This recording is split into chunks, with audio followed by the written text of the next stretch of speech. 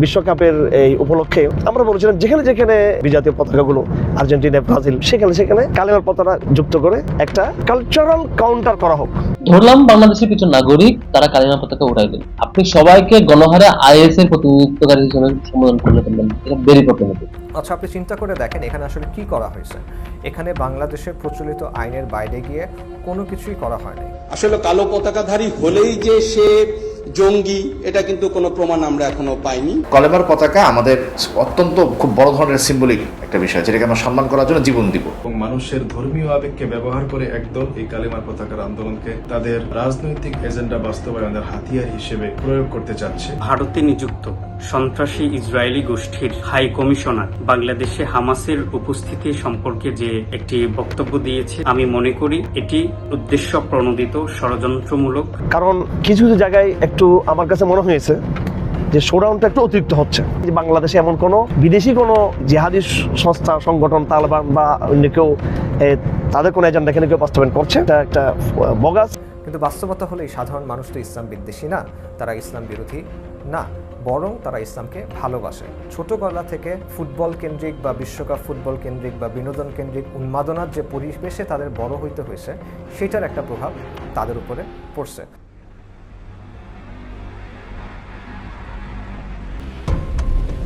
দিন, মাস, বছর, এমনকি যুগ পাল্টে গেলেও পাল্টায়নি ভারতীয় আধিপত্যবাদ ও ইসরায়েলি মোসাদের পেইড এজেন্টদের পুরনো সেই পলিসি।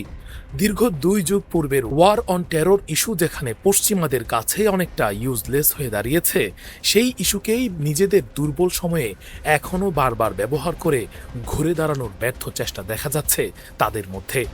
অথচ এই ইস্যুতে কত নাটক আর কত গল্প দেখেছে এদেশের মানুষ। স্রেফ ক্ষমতা রক্ষার ঢাল হিসেবে কাজ করেছে যা, কিন্তু বিধিবাম। বাংলাদেশপন্থীদের ঘায়েল করতে তাদের হাতে আর কোনো অস্ত্র অবশিষ্ট নেই, তাই ঘুরিয়ে পেঁচিয়ে সেই পুরনো সাপের খেলা দেখানোর আয়োজন।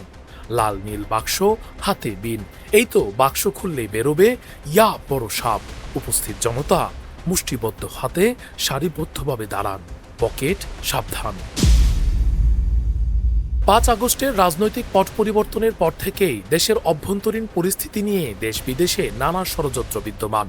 বিশেষ করে ইতিহাসের অন্যতম গণ অভ্যুত্থানের মুখে পতন হওয়া আওয়ামী লীগ সরকারের ও মৃত্যুদণ্ডপ্রাপ্ত সাবেক স্বৈরাচার প্রধানমন্ত্রী শেখ হাসিনা এবং ভারতের কিছু গণমাধ্যম ছাত্র জনতার কাছে এই পরাজয় মেনে না নিয়ে উল্টো ধারাবাহিকভাবে দাবি করে আসছে জুলাই ছিল শুধু একটা চক্রান্ত এবং বাংলাদেশ ক্রমেই জঙ্গিবাদ বা ধর্মীয় চরমপন্থার দিকে এগিয়ে যাচ্ছে। আবারও সেই পুরনো সাপের খেলা। অদ্ভুত বিষয় হলো, দেশে বসেই একটা গোষ্ঠী বুঝে কিংবা না বুঝে সেই সাপের খেলায় ওঝা সেজে বিন হাতে সুর তোলার চেষ্টায় বদ্ধপরিকর। I'll do a show on it if Hamas and Al-Qaeda groups can openly roam. Hamas এসছে, আসার পর আপনারা সিদ্ধান্ত নিয়েছেন পাসপোর্টে আবার অ্যাকসেপ্ট ইসরায়েল দিয়ে দিবেন। হামাস এসছে, তখন আপনারা উগ্রবাদের উত্থানকে প্রমোট করছেন। আল কায়দার পতাকা অনেকদিন বন্ধ ছিল, আবার দেখছি রাস্তায় স্লোগানও হচ্ছে। সম্প্রতি রাজধানী সহ দেশের বিভিন্ন অঞ্চলে হঠাৎ করেই দেখা যায় বিশেষ ডিজাইনের কালিমা খচিত সাদা ও কালো পতাকা টানানোর একটি সংগঠিত উদ্যোগ।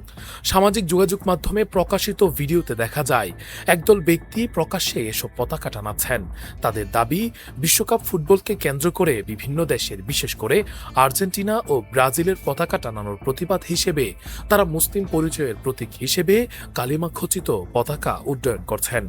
যদিও স্রেফ খেলার মতো একটা বিনোদনের বিষয় কিভাবে ধর্মীয় ইস্যুর সাথে সাংঘর্ষিক হয় কিংবা কালচারাল দিক মোকাবেলায় ইসলাম বিশেষ ডিজাইনের কালেমা খচিত পতাকায় উত্তোলন করতে বলে কিনা সে বিষয় জনসাধারণের কাছে অস্পষ্ট। তবে ঘটনাটি এমন এক সময় ঘটেছে যখন গাইবান্ধায় রামমূর্তি স্থাপনকে কেন্দ্র করে সংখ্যালঘু সম্প্রদায়ের একটি অংশ দেশের বিভিন্ন জায়গায় আন্দোলন করছে এবং সেই আন্দোলনে কিছু নেতার কিছু বক্তব্য নিয়ে সামাজিক যোগাযোগ মাধ্যমে তীব্র বিতর্ক তৈরি হয়েছে। তোরা প্রয়োজন বোধে গাইবান্ধা থেকে অন্য জেলায় চলে যা। আপনারা যদি বেশি বাড়াবাড়ি করেন, আমরা কিন্তু বিভিন্ন মানবতা, বিভিন্ন বিশ্বের দেশ থেকে সাহায্য চেয়ে আমরা বাংলাদেশ আর একটি প্রদেশ করব শুধুমাত্র সনাতনীদের জন্য। অনেকটা কাছাকাছি সময়ে ভারতে নিযুক্ত ইসরায়েলের হাই কমিশনার বাংলাদেশে হামাসের অস্তিত্ব নিয়ে মন্তব্য করেছেন এবং রাজধানীতে চৈতালি রায় সংখ্যালঘুদের জন্য ভিন্ন প্রদেশ গঠনের হুমকি দিয়েছেন। গুঞ্জন আছে ইতোমধ্যেই বিতর্কিত এজেন্ডায় জড়িত থাকার সন্দেহে বাংলাদেশের আইনশৃঙ্খলা বাহিনীর হাতে 2 জন ভারতীয় গুপ্তচর গ্রেফতার হয়েছে। এই ধারাবাহিক ঘটনা প্রবাহের মধ্যে কালিমা খচিত পতাকার এই প্রচারণা সামাজিক যোগাযোগ মাধ্যমে নতুন করে নানা প্রশ্নের জন্ম দিয়েছে। কালিমার পতাকা নিয়ে যে ব্যাপারটা হচ্ছে, পতাকা ওড়ানো, বিভিন্ন জায়গায় পতাকা নিয়ে মিছিল বা বাইক র্যালি, এটা পুরোটাই আসলে আবেগের বহিঃপ্রকাশ এবং ব্যাপারটা এভাবেই দেখা উচিত। পাশাপাশি প্রথম দিকে বিভিন্ন জায়গায় পতাকা টাঙানোর পর সম্ভবত কিছু জায়গা থেকে এটা সরিয়ে দেওয়া হয়েছিল। তো সেটার প্রতিক্রিয়া হিসেবে আরেকটা ব্যাপার সামনে আসে, সেটা হলো বিভিন্ন সড়ক বা রাজপথের পাশে পতাকা ওড়ানো বা এটা নিয়ে মিছিল করা বা র্যালি করা, অর্থাৎ পুরো ব্যাপারটাই আবেগের বহিঃপ্রকাশ এবং এটা প্রতিক্রিয়ামূলক একটা কাজ, রিয়াকশনেরই একটা কাজ। এখানে বিশেষ কোনো রাজনৈতিক এজেন্ডা বা নেফেরিয়াস কোনো কিছু খুঁজে বের করা, এরকম কোনো কিছু দেখা বা দেখানোর চেষ্টাটা আসলে অবান্তর বলে মনে হয়। নাগরিকদের বড় একটি অংশের প্রশ্ন, এটি কি কেবল বিশ্বকাপকে ঘিরে ধর্মীয় আবেগের বহিঃপ্রকাশ নাকি ভিন্ন কিছু? আমরা বলেছিলাম যে মানুষের মধ্যে ঈমানি চেতনা প্রকাশ ঘটানোর জন্য বিনোদনের নাম দিয়ে তারা যে কুফফারদের সংস্কৃতিকে তারা ধারণ করছে বিশ্বকাপের এই উপলক্ষে, আমরা বলেছিলাম যেখানে যেখানে বেশি পতাকা প্রদর্শনী হয়, বিজাতীয় পতাকাগুলো, আর্জেন্টিনা, ব্রাজিল বিশেষ করে, আমরা বলছিলাম সেখানে সেখানে কালেমার পতাকা যুক্ত করে একটা কালচারাল কাউন্টার করা হোক, এটা সাংস্কৃতিক একটা প্রতিক্রিয়া এখানে প্রদর্শন হোক। সাংস্কৃতিক, আমি আবার বলছি, এটা কালচারাল রিয়াকশন, কালচারাল, এটা কোনো রাজনৈতিক কোনো বার্তা নেই, এটার টোটালি কোনো রাজনৈতিক বার্তা নেই। পতাকার ডিজাইন কি, এর পিছনে কারা সক্রিয় আছে, এটার পিছনে কোনো অর্গানাইজিং কোনো প্রক্রিয়া আছে কিনা, এগুলো টোটালি মানে ভুঁইফুটকতুলো মন্তব্য। এদিকে ঠিক এমন সময়ে এসব বিতর্কিত বিষয় একই সাথে সামনে এসেছে যখন প্রধানমন্ত্রী চীন সফরে অবস্থান করে বেশ কয়েকটি চুক্তি ইতোমধ্যে সই করেছেন। প্রশ্ন আসে, বাংলাদেশে তো এর আগেও মানুষ ফুটবল বিশ্বকাপ উদযাপন করেছে, তখনও মানুষ তাদের প্রিয় টিমের পতাকা টানিয়েছেন, কিন্তু এবারে কেন এমন সংগঠিত পাল্টা প্রচারণা দেখা গেল? সে দেশে পতাকা ওড়ানো, খেলাকে এনজয় করা, এই জায়গাগুলোকে যদি প্রবলেম হিসেবে উপস্থাপন করে বিপরীতে কালিমা পতাকা ওড়াই, তাহলে সরাসরি এটা সমাধান হচ্ছে না। ধরলাম বাংলাদেশের কিছু নাগরিক তারা কালিমা পতাকা উড়াই দিল, সেটা সাদার মধ্যে কালো, কালোর মধ্যে সাদা বা সবুজের মধ্যে কালেমা, যে কালারই হোক না কেন, আপনি সবাইকে গণহারে আইএস এর প্রতিনিধিত্বকারী হিসেবে সম্বোধন করলে ফেলবেন, এটা বেরি প্রবলেমেটিক। বিনা বিচারে তাকে জঙ্গি বানিয়ে দিবেন, তাকে আইএস এর প্রতিনিধিত্বকারী বানাবেন, এটা সঠিক কোনটা বড় হতে পারে না। বাংলাদেশের নাগরিকরা তো স্ট্রংলি বিশ্বাস করে যে আল কায়েদা অথবা আইএস যাদের নিয়ে আলোচনা হয় তারা ইসলামের একমাত্র প্রতিনিধিত্বকারী, সঠিক প্রতিনিধিত্বকারী, অথবা তাদেরকে অনুসরণযোগ্য, এই ধরনের ডিসকাশন বাংলাদেশের নাগরিকরা করে না। বাংলাদেশের নাগরিকরা এগুলো করেও না। বাংলাদেশের মধ্যে ইমামরা, এই অঞ্চলের পীর, এই অঞ্চলের মুরব্বী, সিনিয়র স্কলার, তারা তো কেউ এগুলোকে প্রমোট করে। এটাও সম্ভাবনা উড়াই দেওয়া যায় না যে এখানে 1 লক্ষ মানুষ উপস্থিত থাকলে এই প্রচেষ্টায় 1 লক্ষ মানুষই এই ধরনের এক্সট্রিমিজম থেকে ডিটাচড, এটাও সম্ভাবনা উড়াই দেওয়া যায় না। কিংবা নির্দিষ্ট কালেমাকে বা এই পন্থাকে সরাসরি প্রবলেম করা, এটা উচিত না। আবার কালিমা সম্বলিত পতাকা ব্যবহার করতে হলে কেন এমন একটি নকশা বেছে নেওয়া হলো যা আন্তর্জাতিক অঙ্গনে বিতর্কিত এবং একটা জাতিগোষ্ঠীকে ঘায়েল করার অন্যতম মাধ্যম? আপনি ইসলামের সিম্বলকে প্রমোট করতে চাচ্ছেন কোনো একটা উপলক্ষে কোনো জায়গায়, সেটাকে নির্দিষ্ট আইএস যে কালার ইউজ করছে, যে ক্যালিগ্রাফি বা যে ডিজাইন ইউজ করেছে, আপনাকে সেটাই করতে হবে, এর বাইরে অন্য অপশনে যাবেন না। অন্যগুলোতে না গিয়ে এটাকে প্রমোট করবে, এটা একমাত্র ধরে নেবেন, এটা তো ইসলামের সঠিক করতে দিতে হবে। ইসলামকে আপনি বাইন্ড করে দেন যে আপনার পতাকা কালার এটাই ভালো লাগছে। এখানে নাগরিকদের মধ্যে একটা গ্রুপ তারা পিছন থেকে চেষ্টা করে always divide rule policy apply করার জন্য, বিতর্ক উঠে দেওয়ার জন্য, একটা পক্ষকে একটা পক্ষের বিপরীতে লাগিয়ে দেওয়ার জন্য সামান্য খেলাকেও তারা ছাড়ে দেয়। গাইবান্ধা ইস্যু, চৈতালি রায়দের মিথ্যাচার, চট্টগ্রাম বন্দরে রহস্যজনক অগ্নিকাণ্ড আর সাদা কালো হরফে লেখা বিশেষ ডিজাইনের কালেমার পতাকা, এসবই কি নিছক কাকতালীয় বিষয়? এই পতাকা ওড়ানোর ফলে বর্তমান প্রেক্ষাপটে, বর্তমান সময়ে বাংলাদেশে ইসলাম বা মুসলিমদের বিশেষ কোনো উপকার হচ্ছে কিনা সেটাও চিন্তা করার প্রয়োজন। তবে কালেমার পতাকা ওড়ানোর বিষয়টা খুব নেতিবাচকভাবে দেখানোর যে ব্যাপারটা আছে, যে এটা সামহাও উগ্রবাদের উত্থানের একটা প্রমাণ, অথবা এটা একটা দেশের জন্য অশনি সংকেত, এটা খুব খারাপ কিছু একটা হয়ে যাচ্ছে, এই ন্যারেটিভটা কেন আসছে, এই বয়ানটা কেন তৈরি হচ্ছে, সেটা আমাদের বোঝা দরকার। বাংলাদেশে যখনই জনপরিসরে ইসলাম হাজির হয়, মুসলিমরা ইসলাম পরিচয়কে আঁকড়ে ধরে পাবলিক স্ফিয়ারে আসে, জনপরিসরে আসে, তখন সেটাকে একটা নেতিবাচক বিষয় হিসেবে দেখার প্রবণতা আছে। আচ্ছা, আপনি চিন্তা করে দেখেন এখানে আসলে কি করা হয়েছে। এখানে বাংলাদেশের প্রচলিত আইনের বাইরে গিয়ে কোনো কিছুই করা হয় নাই। পতাকা ওড়ানো হয়েছে, মিছিল করা হয়েছে, র্যালি করা হয়েছে। কোনো গোপন সংগঠন, কোনো সশস্ত্র সংগঠন এই ধরনের কোনো কাজ তো কখনো করবে না। That's not logical. এগুলো একেবারেই সাধারণ এবং নিরীহ কাজ, যেগুলো আবেগের জায়গা থেকে হয়েছে, কিছুটা রিয়াকশনারি চিন্তার জায়গা থেকে হয়েছে, কিন্তু এগুলোকে খুব নেতিবাচকভাবে প্রেজেন্ট করা হচ্ছে। আরও একটি বিষয় আলোচনায় এসেছে, চরম জজবা নিয়ে দেশে ইসলাম প্রতিষ্ঠার নাম দিয়ে যেসব ব্যক্তি নিজেদের সামাজিক যোগাযোগ মাধ্যমে এই বিশেষ পতাকা টানানোর ভিডিও প্রকাশ করেছেন, তাদের কেউ কেউ পরে গণমাধ্যমের প্রশ্নের মুখে এই বিষয়ে নিজেদের সংশ্লিষ্টতা সম্পূর্ণভাবে অস্বীকার করেছেন। ফলে জনমনে নতুন প্রশ্ন তৈরি হয়েছে, যদি এটি প্রকাশ্য ও আদর্শগত একটি প্রচারণাই হয়ে থাকে, তাহলে আবার সেটি নিয়ে মিথ্যাচার কেন? এই রাগ ঢাকের রহস্যই বা কি? কলেমার পতাকা আমাদের অত্যন্ত খুব বড় ধরনের সিম্বলিক একটা বিষয়, যেটাকে আমরা সম্মান করার জন্য জীবন দিব। বর্তমানে যেভাবে পতাকা উত্তোলন করা হচ্ছে, এটাও আমার কাছে সমস্যাজনক মনে হয়। আর্জেন্টিনা, ব্রাজিল বা অন্যান্য দেশের পতাকা এটা বাংলাদেশে উড়ানো উচিত না, কিন্তু যারা উড়াচ্ছে তারা এটাকে কেন উড়ায়, আর সেটার মোকাবেলায় কলেমার পতাকা দাঁড় করায় দেওয়া যায় কিনা, এই যেগুলো আমাদের একেবারে অতি সিম্বলিক বিষয়, অতি সম্মানিত বিষয়, এই বিষয়গুলোকে ছোটোখাটো জায়গায় হাজির না করা উচিত।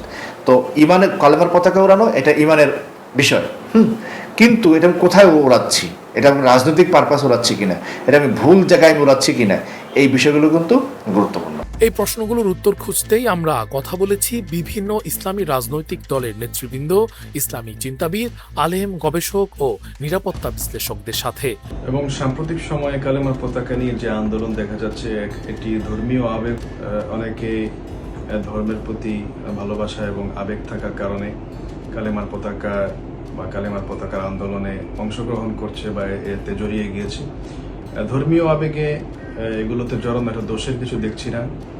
তারা হয়তো এটার গভীর বাস্তবতা অনুধাবন করতে না পারে এ ধরনের আন্দোলনে সক্রিয় হয়েছে। বাকি এ ধরনের আন্দোলনকে কেন্দ্র করে এবং মানুষের ধর্মীয় আবেগকে ব্যবহার করে একদল এই কালেমার পতাকার আন্দোলনকে তাদের রাজনৈতিক এজেন্ডা বাস্তবায়নের হাতিয়ার হিসেবে প্রয়োগ করতে চাচ্ছে, এটাই হলো দুঃখজনক।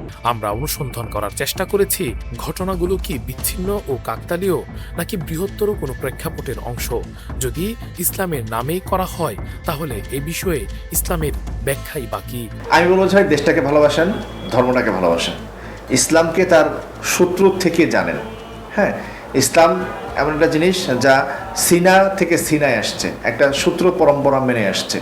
আমি আজকে যত বড় পণ্ডিতই হই না কেন, আমার কোনো ব্যাখ্যা যদি ইসলামের 1400 বছরের ধারাবাহিক ব্যাখ্যার সাথে সামঞ্জস্যপূর্ণ না হয়, তাহলে আমার ব্যাখ্যাকে সন্দেহ করেন, কারণ ইসলাম এভাবে ধারাবাহিকতা রক্ষা করে আসে। এই বাংলাদেশের উন্নয়ন অগ্রগতিকে আটকানোর জন্য, বাংলাদেশের বিদেশি বিনিয়োগকে আটকানোর জন্য, এবং আমি বলবো বাংলাদেশের পরিণত ফ্যাসিবাদ, সেই ফ্যাসিবাদের ফিরে আসার পক্ষে বয়ান তৈরি করার জন্য, সেই ফ্যাসিবাদের পক্ষে বৈশ্বিক মতামত তৈরি করার জন্য বাংলাদেশে কেন্দ্র করে বহুমাত্রিক চক্রান্ত ষড়যন্ত্র হয়। তার মধ্যে একটা হাতিয়ার হলো ধর্মীয় সমাবেশ, ধর্মীয় প্রতীক, এগুলোর উপস্থাপন, এগুলোকে কেন্দ্র করে বাংলাদেশের বিরুদ্ধে ন্যারেটিভ দাঁড় করানো। এদিকে সাম্প্রতিক এ সকল বিচ্ছিন্ন ইস্যুকে কেন্দ্র করে কিছু বয়ান সামনে এসেছে, যা আন্তর্জাতিক পর্যায়ে বাংলাদেশের ভাবমূর্তির জন্য হুমকি স্বরূপ। ঠিক কয়েকদিন আগে ভারতে নিযুক্ত ইসরায়েলি রাষ্ট্রদূতের বক্তব্য, বিতর্কিত লেখক সালাউদ্দিন শোয়েব চৌধুরীর প্রচারণা এবং কিছু আন্তর্জাতিক মহলের বক্তব্যে বাংলাদেশকে ইসলামী উগ্রবাদের সম্ভাব্য ঘাঁটি বা হামাস তৎপরতার সাথে সংশ্লিষ্ট হিসেবে উপস্থাপনের চেষ্টা লক্ষ্য করা যাচ্ছে। ভারতে নিযুক্ত সন্ত্রাসী ইসরায়েলি গোষ্ঠীর হাই কমিশনার বাংলাদেশে হামাসের উপস্থিতি সম্পর্কে যে একটি বক্তব্য দিয়েছে, আমি মনে করি এটি উদ্দেশ্য প্রণোদিত ষড়যন্ত্রমূলক বক্তব্য। গণপ্রজাতন্ত্রী বাংলাদেশ সরকারকে আমি অনুরোধ করব এই ষড়যন্ত্রমূলক বক্তব্যের বিরুদ্ধে কার্যত সতর্ক হওয়ার, সচেতন হওয়ার। গণপ্রজাতন্ত্রী বাংলাদেশের জনগণ কখনোই সন্ত্রাসী ইসরায়েলি গোষ্ঠীকে স্বীকৃতি দেয়নি এবং তাদেরকে আমরা রাষ্ট্র হিসেবে চিনি না, বরং একটি গণহত্যাকারী জঙ্গি গোষ্ঠী হিসেবে আমরা চিনি। এই ধরনের জঙ্গি গোষ্ঠীর প্রতিনিধিত্বকারী দিল্লিতে বসে, বাংলাদেশের কাছে বসে বাংলাদেশকে নিয়ে এই ধরনের মন্তব্য করাটা আমি মনে করি বাংলাদেশের স্বাধীনতা সার্বভৌমত্বের জন্য এটি একটি অশনি সংকেত মনে করি। এবং তাদের দাবি, এই পরিস্থিতি থেকে উত্তরণের পথ হিসেবে আওয়ামী সরকারের প্রত্যাবর্তনকেই একমাত্র বিকল্প হিসেবে জাহির করার চেষ্টা করা হচ্ছে। Sheikh Hasina is seen or was seen and projected herself as being secular and the other forces being Islamic fundamental. আমরা মানুষকে বলেছি যে আপনারা যেখানে যেখানে বিজাতি সংস্কৃতি দেখবেন সেখানে আপনারা কালেমার দাওয়াত দিবেন। পরবর্তী ভিডিওতে আমরা বলছি তরুণদেরকে সতর্কতা অবলম্বন করার জন্য, কারণ কিছু কিছু জায়গায় একটু আমার কাছে মনে হয়েছে যে শোডাউনটা একটু অতিরিক্ত হচ্ছে। অনেকের কাছে সেটা মনে হতে পারে যে রাজনৈতিক কোনো বার্তা আছে কিনা, বা একটা কনসার্ন, স্ট্র্যাটেজিক একটা কনসার্নের কথা কেউ বলছে এটার সাথে তালেবান বা অন্য কারো সাদৃশ্য প্রতিষ্ঠা হচ্ছে কিনা, এইসব কথা যখন আসছে, যদিও এটা একদম প্রতিষ্ঠিত কথা যে বাংলাদেশে যারা পতাকার সংস্কৃতি যারা চর্চা করেন বা পতাকা পতাকা যারা ভালোবাসেন, এটাতে হয়তো ব্যক্তিগতভাবে দু একজনের ক্ষেত্রে হিজবুত তাহরির বা তালেবান প্রীতির বিষয়টা থাকতে পারে, কিন্তু সামগ্রিকভাবে এটা গোয়েন্দা রিপোর্ট এবং আর্মিদের আগের ব্রিফিং, সরকারের বিভিন্ন ব্রিফিং এবং বিভিন্ন অনুসন্ধান রিপোর্ট এবং আমাদের সেন্স থেকে এটা পরিষ্কার, এটা সবাই আমরা বুঝি যে এটা গণমানুষের একটা সেন্টিমেন্ট থেকে, সাধারণ কল্পাপ্রীতি থেকে একটা জনগোষ্ঠী। প্রশ্ন হচ্ছে, এই ধরনের বক্তব্য কি বাস্তব নিরাপত্তা উদ্বেগ নাকি বৃহত্তর কোনো ভূ রাজনৈতিক ন্যারেটিভ নির্মাণের অংশ? According to credible reports, Dhaka religious events saw a figure linked to Hamas, the Taliban and Pakistan-based Islamic circle. প্রথমত, বাংলাদেশে হামাস সংশ্লিষ্ট তৎপরতা রয়েছে এমন দাবির পক্ষে এখনো পর্যন্ত কোনো গ্রহণযোগ্য আন্তর্জাতিক বা সরকারি স্টেটমেন্ট প্রকাশিত হয়নি। তবুও এই ধরনের বক্তব্য বিভিন্ন মহল থেকে নিয়মিতভাবে প্রচার করা হচ্ছে। বিশেষজ্ঞদের মতে এর ফলে আন্তর্জাতিক পরিমণ্ডলে বাংলাদেশের ভাবমূর্তি ক্ষতিগ্রস্ত হওয়ার আশঙ্কা তৈরি হয় এবং দেশে স্বার্থান্বেষী মহল দ্বারা দেশের অভ্যন্তরে সাম্প্রদায়িক অরাজকতা সৃষ্টি হওয়ার সম্ভাবনাও দেখা দেয়। আমি স্পষ্ট বার্তা দিতে চাই, দেয়ার ইজ নো কনসার্ন, এখানে কোনো রকমের কোনো উদ্বেগ নেই যে বাংলাদেশে এমন কোনো বিদেশি কোনো জিহাদি সংস্থা, সংগঠন, তালেবান বা অন্য কেউ তাদের কোনো এজেন্ডা এখানে কেউ বাস্তবায়ন করছে। এটা টোটালি একটা বগাস, এটা ভিত্তিহীন, এটা মিথ্যাচার, উদ্দেশ্য প্রণোদিত। কারণ যখন কোনো দেশকে উগ্রবাদের সম্ভাব্য আশ্রয়স্থল হিসেবে চিহ্নিত দেখানো হয়, তখন বিদেশি বিনিয়োগ, কূটনৈতিক সম্পর্ক এবং অর্থনৈতিক স্থিতিশীলতার উপর এর নেতিবাচক প্রভাব পড়তে পারে। এই প্রেক্ষাপটে সালাউদ্দিন শোয়েব চৌধুরীর নাম বারবার আলোচনায় এসেছে। সম্প্রতি কালিমা লিখা পতাকা হাতে মিছিলের কিছু ছবি ও ভিডিও পোস্ট করে তিনি তার এক্স হ্যান্ডেলে লিখেছেন, আন্তর্জাতিক সন্ত্রাসী গোষ্ঠী হামাস বাংলাদেশে বারবার তাদের উপস্থিতি জানান দিচ্ছে।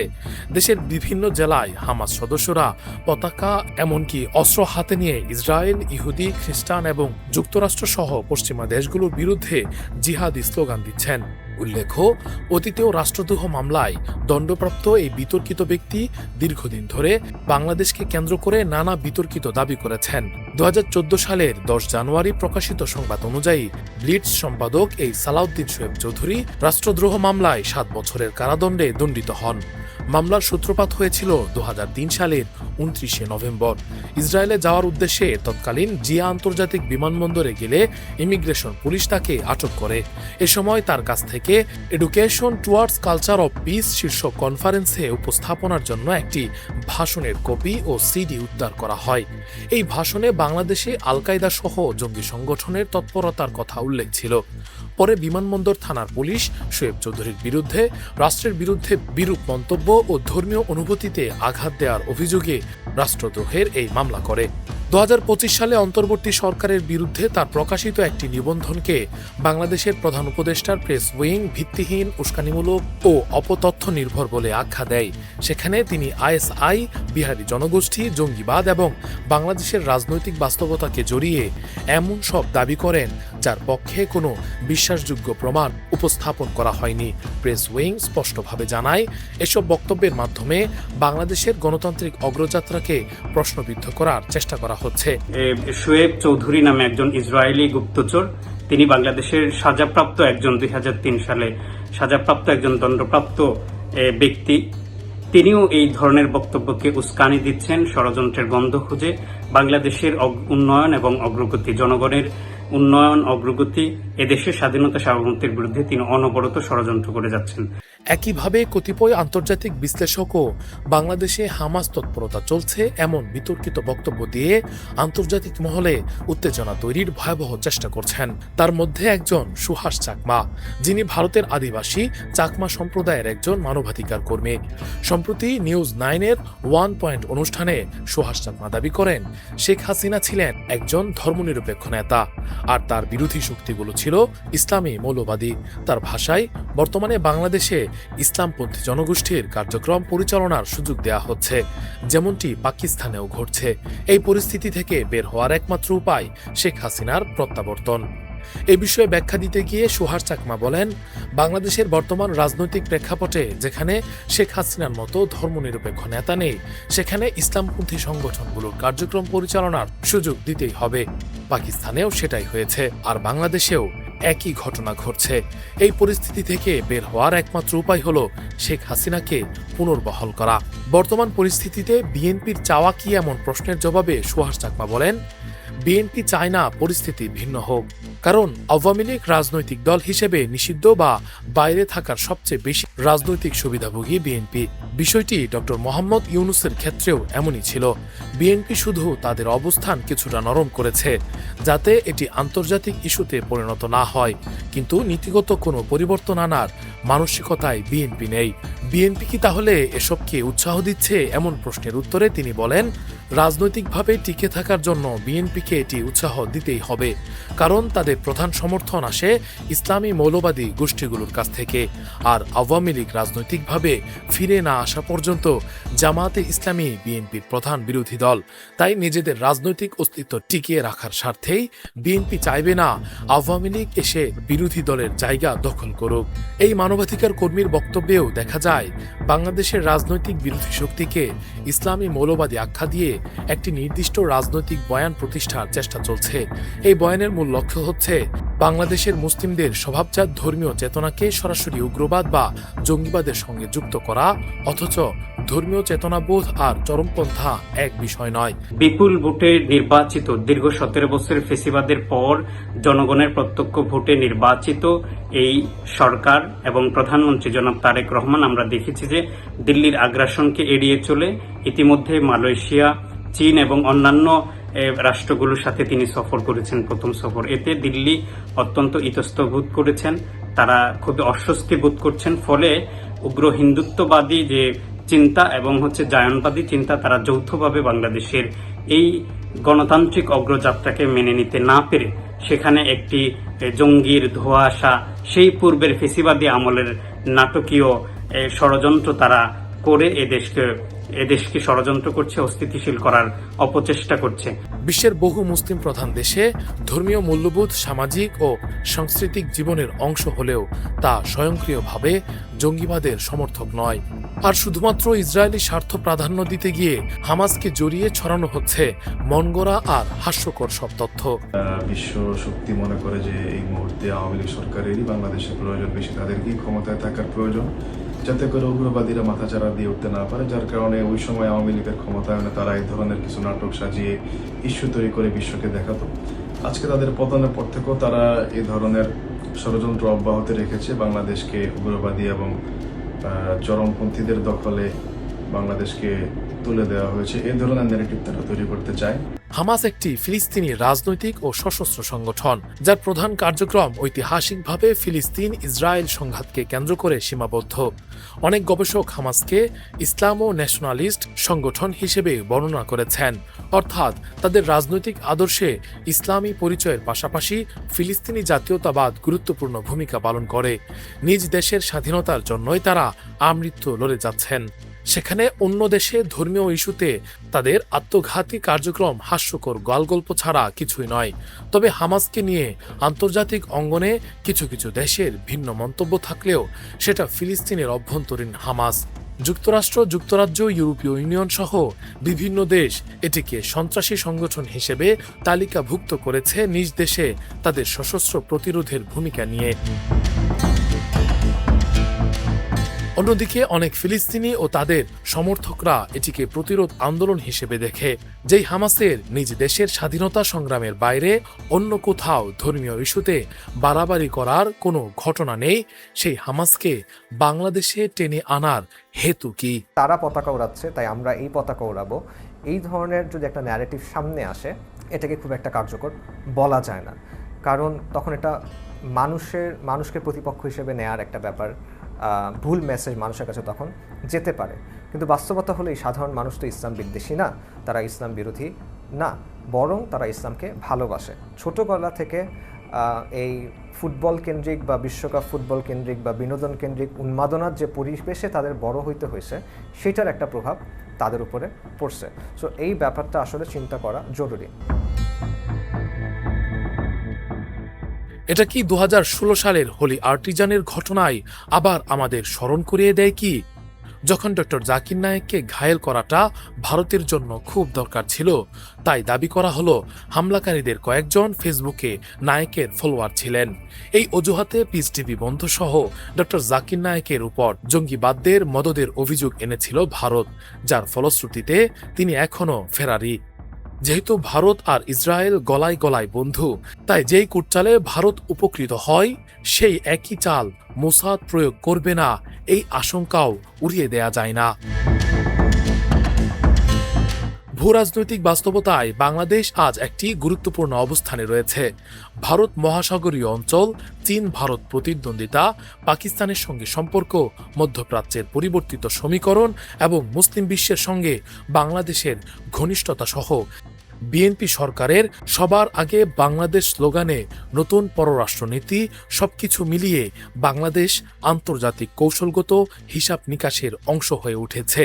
এ ধরনের পরিস্থিতিতে তথ্যযুদ্ধ, মিডিয়া ন্যারেটিভ এবং পরাশক্তির ষড়যন্ত্রের জাল নতুন কিছু নয়। নিকট ইতিহাসে বহুবার দেখা গেছে কোনো দেশের বিরুদ্ধে আন্তর্জাতিক জনমত গঠনের জন্য নির্দিষ্ট বয়ান তৈরি করা হয়েছে, তবে একই সঙ্গে সতর্ক থাকা প্রয়োজন।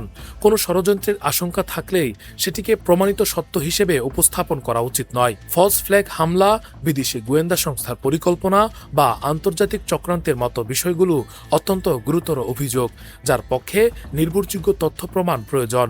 দায়িত্বশীল বিশ্লেষণের কাজ হলো সম্ভাবনা ও বাস্তবতার মধ্যে পার্থক্য বজায় রাখা এবং মন গড়া ব্যাখ্যা দাঁড় করে এবং বিদেশিদেরকে এদিকে দৃষ্টি আকর্ষণ করানো। এদিকে এটা মারাত্মক আত্মঘাতী।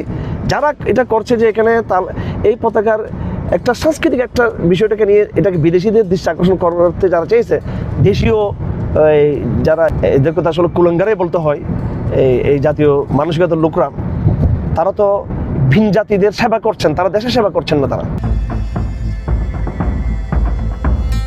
বাংলাদেশের সবচেয়ে বড় শক্তি হলো এর জনগণ, সামাজিক স্থিতিশীলতা এবং দীর্ঘদিনের সাম্প্রদায়িক সহাবস্থান।